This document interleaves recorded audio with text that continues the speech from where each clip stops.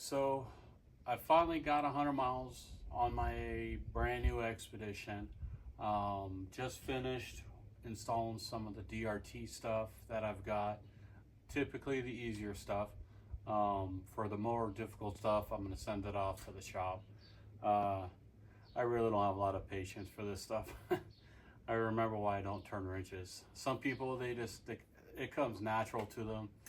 To me, it's a fight. Seems like stuff that's so simple is a little bit more difficult for me on the mechanical aspect of turning wrenches.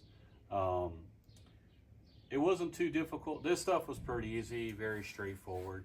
Um, the DRT released the rear muffler cover a while ago. The old one had a solid stainless steel. They finally came out with the expanded metal. I do like it a lot better. It looks like it's going to breathe a lot easier. And of course, I got to add the rear bumper.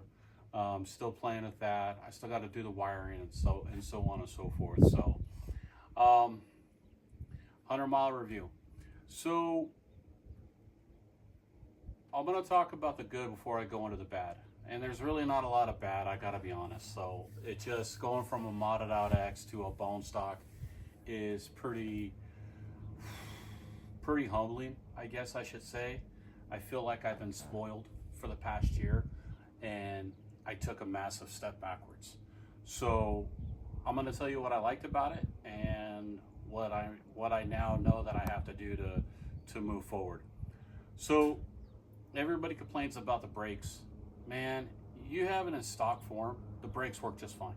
There's nothing wrong with the brakes, guys. There's nothing wrong. You leave 30-inch tires on, you don't add a bunch of weight, this thing stops fine. It's not as responsive as a RZR.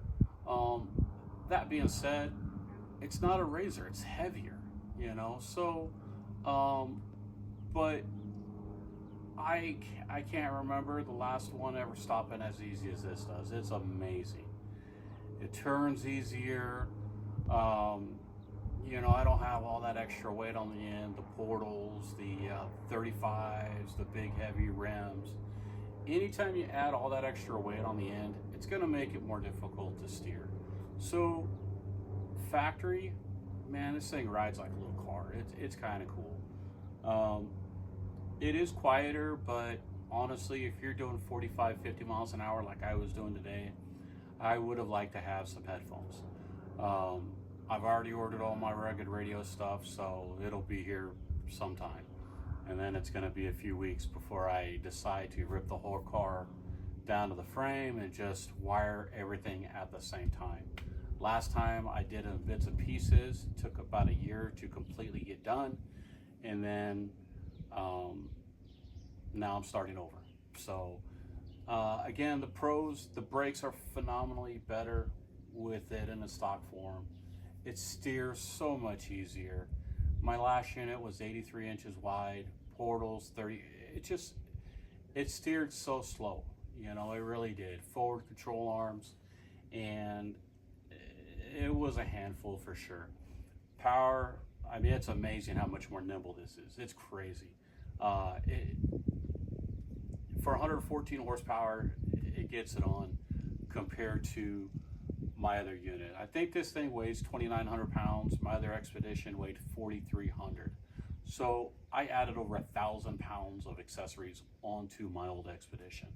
I'm not going to do that with this. I'm going long travel. Probably going to do some forged rims that are going to be fairly light-ish. I might actually stick to 33s. Talking about 33s. Now we're going to talk about some of the bad things. The seat's horrible. I've had suspension seats for almost every single side-by-side I've ever owned. I can't stand these stock seats. My back hurts. Granted, I did drive 100 miles almost nonstop through all kinds of different terrain. Rock crawling, high-speed desert. I took it through a lot of different scenarios just to kind of see how it felt. Man, you really got to pick your lines. I'm so spoiled of having 20 inches of ground clearance, and I went over everything with now I can't go over what seems like a small little boulder. You know, I went over a small boulder and I hit the bottom. I was like, really? So I ate a little bit of humble pie today. I'll be honest, it was humbling to realize how much I really did to the other unit. I knew I did, but today really opened up my eyes. I will absolutely sacrifice stopping power for ground clearance. Um, the ride quality was good. Um, these tires aren't the best from the factory, but honestly, it wasn't bad. I'm running 8 pounds. I'm running pretty light. I run on the first click on the front, the second one on the rear. So it's a pretty soft ride. I probably should have removed a sway bar link from one from the front, one from the rear to help with side shift. See, here's the thing. When you remove a sway bar link and you allow the suspension to freely move, you get a lot of less of this rocking back and forth. That puts a lot of wear and tear on your body over time, especially when you're trying to punch out 100 miles in a day. I was really focused. I wanted 100 miles today. I wanted it for you guys. I wanted to shoot the video. I also wanted to see how my body felt. I did it in the other expedition. It was like 10 miles compared to this thing. This is beating me up like you guys wouldn't believe. Having the big tires, having 83 inches wide versus, I think this is 65, not having that full free-flowing articulation. I could have fixed that with removing a sway bar link. I will admit that. I should have tried that, shoulda, woulda, coulda, and I may still will. I just don't, I don't know yet. We'll see how it goes. I got quite a long, I probably have another month or so, I'm guessing, before my new long travel kit from HCR shows up. And then I have to schedule the company out of California. SDI is going to do the install along with HCR. So they're all going to work together. I'm going to take it down there. They're going to rip the whole thing apart, put it all back together. I've got some really nice custom rims being built right now. Well, they're going to start building them next week. Talk to the owner, and I'll give you guys a further update on that next week as it comes in, so that when I go to California, have all the work done, the long travel, the shocks, the electronic shocks from SDI. I'll have brand new custom built rims. I'm probably gonna I'm gonna go with 33s. I know I'm gonna probably rub. I might go with a one-piece stick skid plate, and I've already got the DRT rock sliders. So I'll probably just kind of roll with it and see how it goes. If I get beat up too much, I'll have to go to 35s. But for now, I'm gonna try 33s. I do like right now how agile it is. It's my other expedition with a tank. I mean, you go over everything, and of course, yeah, you can hit turns, but not like a stock machine. Stock machine, the power delivery is just instantaneous.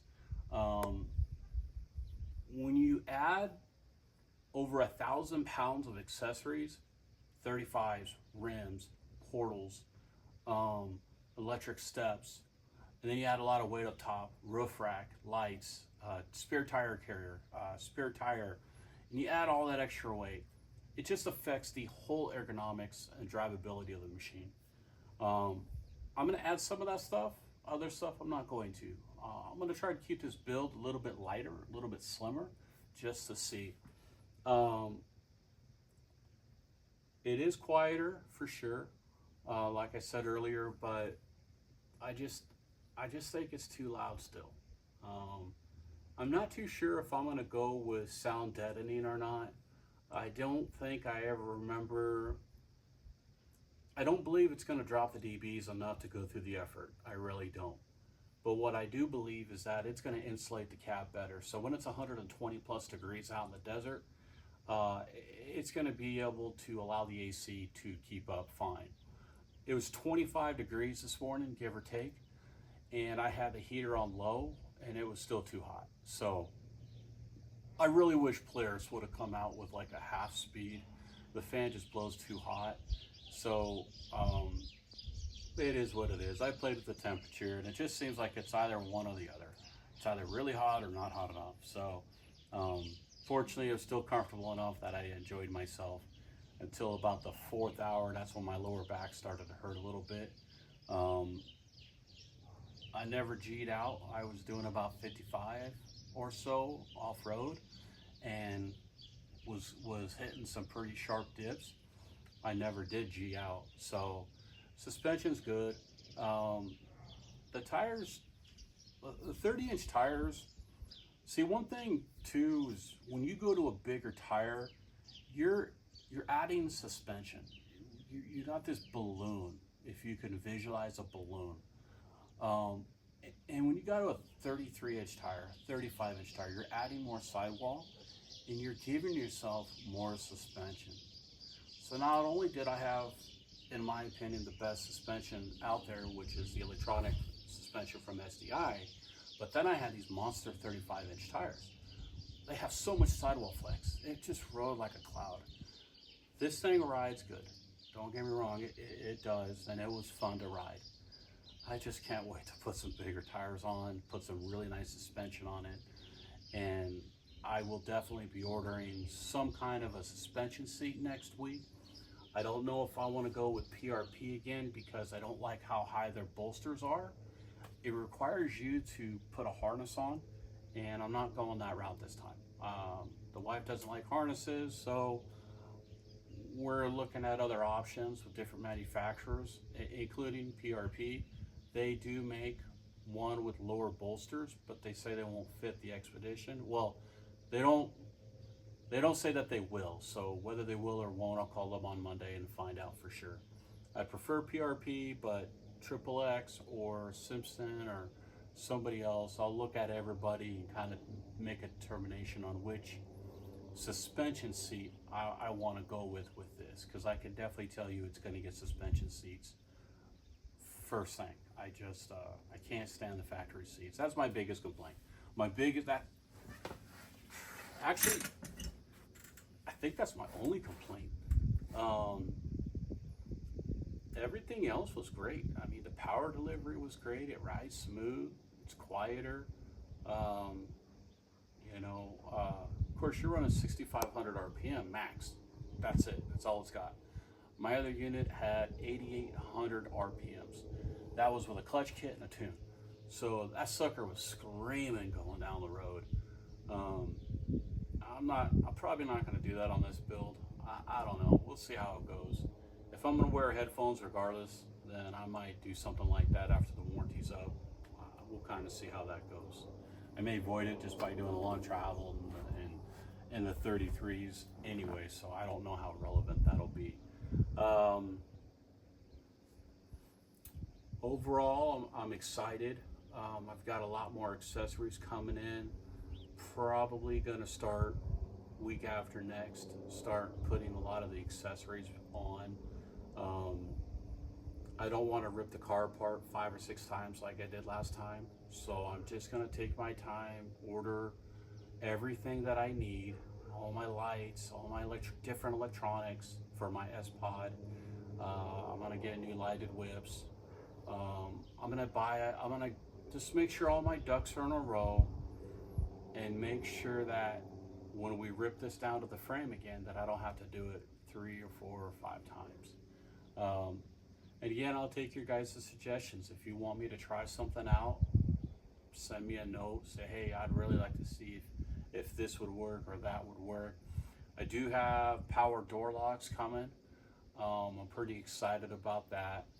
I'm not going to do the remote start. It's garage kept all the time, and I'm not a big fan of just letting a vehicle idle. If you're a mechanic and you turn wrenches and you understand mechanics, even in the wintertime, allowing a vehicle to idle for a continuous time is not good on the fuel system. Diesel or gas, it just doesn't matter. It allows things to foul up. You let them warm up a little bit and you just go. You drive nice and easy and you allow the engine to slowly gain temperature. Some people will argue with me on this. I'm not going to debate anybody about the facts of my opinion. that I've formed. It is my opinion from other people that I've learned from over the years. Um, I've put hundreds of thousands of miles on engines without ever having an issue. So it's just something that I do. I don't, again, that's why I'm not going to do the remote start. I'm not too worried about the alarm system either that they offer from Dirty Teeth Racing. Um, it's always garage kept, and but I do like the power door lock feature. I've had some stuff come missing going into a gas station or something, and all of a sudden I'm missing a set of headphones or something. So I do like that idea, just hitting a button, locking all the doors at the same time. So that is something I'm pretty excited about. I have some custom stuff gonna get done, like the passenger grab handle. I'm really excited about that. My wife's she's been complaining about that since the first day that I got it. She's like, "Where's the passenger grab handle?" And I was like, "They don't make it." So we're gonna make that happen for her this time. And I got some other ideas that I'm kicking around. Don't want to say nothing because they don't want to. If they don't happen, I don't want to seem like I'm some kind of a flake, you know. But I am a dreamer, so sometimes I'll come up with an idea and maybe it'll work, maybe it won't. I don't know. I've had a couple ideas that I thought would work great and they never did. So I'm just going to keep throwing mud against the wall, and some mud's going to stick, some's going to fall off. So that's just kind of the way I'm gonna roll. So I enjoy it. It's fun, but for me, it definitely needs some mods to help make it more comfortable. I wasn't even riding that hard today, but I did put 100 miles on in about 4 hours. So I went over all kinds of different terrain, and it was the first time I've hit rocks in a very, very, very long time, especially the ones that to me just weren't that big. I'm so used to being a tank and rolling over everything like a monster, and now I have to avoid stuff, and it's really annoying. It's really annoying. Like I said, it was the biggest piece of humble pie that I've had to eat in a very long time. It's just crazy having to go around stuff that I used to go over with ease. That is where portals, I do think that it's going to be better than the long travel, but I got to give long travel a shot. I got to do it. Like I said, if I don't like it, I could always add portals onto my long travel. And then I got the best of both worlds. I'll have to buy another Expedition because it won't fit on any of my trailers. It'll be too wide. And it'll be impractical for most situations, you know, wide open desert, rock crawling, stuff like that. It'll probably be 96 inches wide. I don't know. It'll be wide. So leave a comment, question. You know, I appreciate everybody who watches my videos. It really means a lot, especially the ones that actually go through the effort of liking and sharing and submitting a comment. You know, just tells me that, you know, people are watching the videos, and that, you know, that some of this work that I do is important to some people, if that makes any sense. So I do enjoy it. I don't do it for any kind of financial gain at all whatsoever. I do it because it's a fun hobby.